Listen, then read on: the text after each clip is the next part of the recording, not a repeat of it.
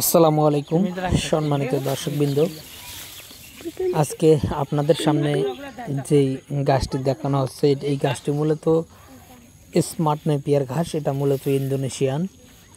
এই গাছটি মূলত গরু, ছাগল, ভেড়া, মহিষ, গারল যে কোনো গবাদি পশুর জন্য দর্শক চাষ করতে পারবেন।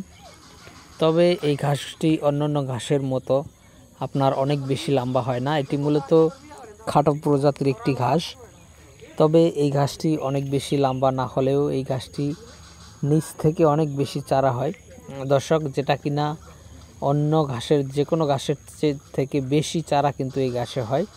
সেটা যদি আমি সংক্ষেপে বলি তাহলে আপনি প্রথমবার এই ঘাসের কাটিং রোপণ করার পরে প্রথম অবস্থাতেই 40 থেকে 50টি চারা পাবেন একটি ঝাড়ে। একবার কাটলে 60 থেকে 100টি হয়, দ্বিতীয় কাটাতে 150টি এবং সর্বশেষ আপনি 200টির মতো ঘাসের কাটিং মানে চারা একটি জারে কিন্তু হয়ে থাকে।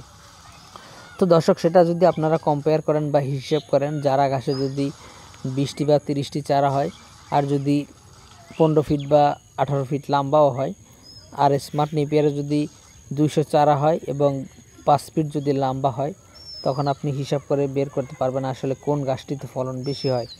দর্শক, স্মার্ট নেপিয়ার ঘাসটি খাটো হয়, তবে নিচ থেকে অনেক বেশি চারা হওয়ার কারণে এটি ফলন অন্যান্য ঘাসের থেকে মূলত কম হয় না। মূলত অন্যান্য ঘাসের থেকে এটি ফলন কিন্তু বেশি হয়।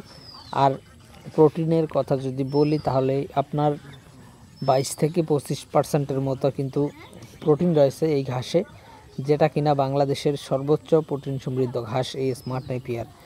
তো দর্শক বন্ধুরা, আপনারা চাইলে বর্তমানে যে কোনো ঘাসের কাটিনি আমাদের কাছ থেকে নিতে পারেন। সব ধরনের ঘাসের কাটিনি আমাদের কাছে রয়েছে।